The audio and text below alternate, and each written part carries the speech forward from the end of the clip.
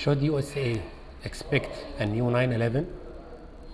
This message is dedicated for the US citizens and most of the Western world citizens who are responsible for selecting governments and politicians who are giving or supporting Israel to commit ongoing genocide in Gaza, in Palestine, in many places of the world. By giving the F16 and F35 fighters and bombs, ammunition, weighing more than 2,000 pounds to kill civilians and innocent people in Gaza, the US and the Western world is responsible for committing the crimes which are currently involved or evolved in Gaza should expect consequences for their actions. Those crimes continued in the United Nations and Security Council, giving a political cover for Israel, the ongoing genocide, by stopping any resolution to stop Israel or even to make her accountable for its crimes or to get the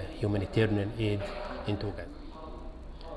47 veto resolutions from US vote for the favor of Israel or stopping resolution against Israel in the United Nations Security Council. Now the fake face of humanity and Western world human rights have been ripped out, revealing a hidden face of a Dracula suckling women's and children's bloods in Gaza and in Palestine with cold blood was not even a call to respect the human rights law and respects Geneva Convention for activities during the war. 23 years ago, Al-Qaeda hijacked 4 commercial airliners, crashed the first 2 planes into the Twin Towers of the World Trade Center in New York, third plane into Pentagon, and the last one, which was directly towards the White House, crashed in Pennsylvania.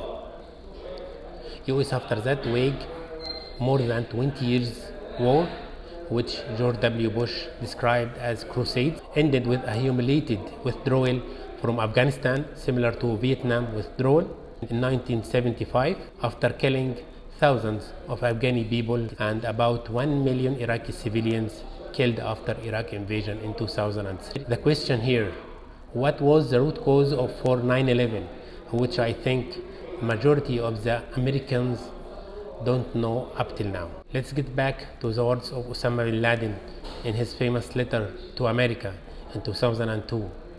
Or you could listen to his words in an interview with Al Jazeera channel commenting on the US plans to move its embassy to Jerusalem.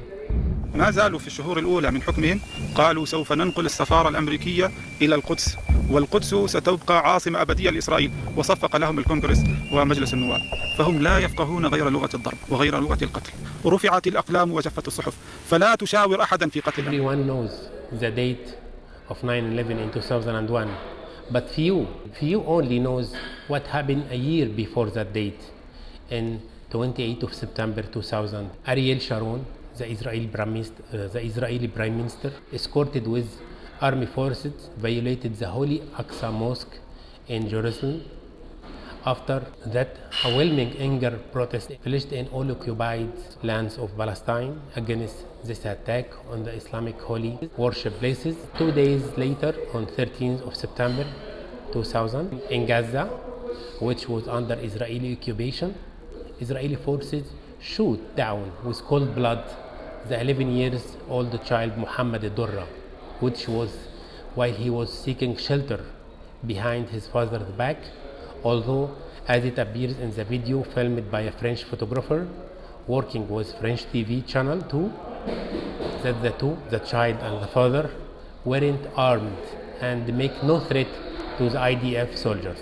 The ugly crime video spread all over the world, pointing the responsibility not towards Israel only, but towards the guardian angel back in Washington, who have given Israel for years money and arms more than any other country in the world, using US whelming power to cover up Israel's crime.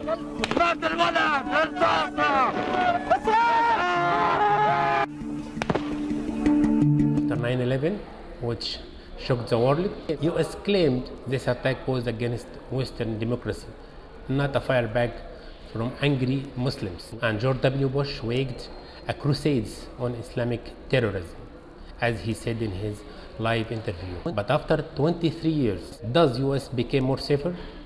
And does Israel stop its crime against Palestinians? What happened since 1948 and what is happening now? Is the same crimes with unprecedented rate of killing and destruction. What Muslims have watched in September 2000 are being now watched live on air for 11 months in Gaza. Instead of one Muhammad al-Durra, we have now thousands of Muhammad al-Durra. So don't be shocked if you faced, instead of one Osama bin Laden, hundreds of bin Laden. Those new bin Ladens are ready to sacrifice their souls defending Al-Aqsa holy place and make US pay the price. Consider it warning, consider it a message, or consider it the final alarm before the calamity. أن رسائلنا إليكم تحملها الكلمات لما حملناها إليكم بالطائرات، وإن الرسالة المراد إبلاغها لكم عبر طائرة البطل المجاهد عمر الفاروق فرج الله عنه هي تأكيد على رسالة سابقة بلغها لكم أبطال 11 وكررت من قبل ومن بعد، وهي لن تحلم أمريكا بالأمن حتى نعيشه واقعا في فلسطين، وليس من الإنصاف أن تهنأوا بالعيش وإخواننا في غزة في أنكد عيش، وعليه فبإذن الله غاراتنا عليكم ستتواصل ما دام دعمكم للإسرائيليين متواصل.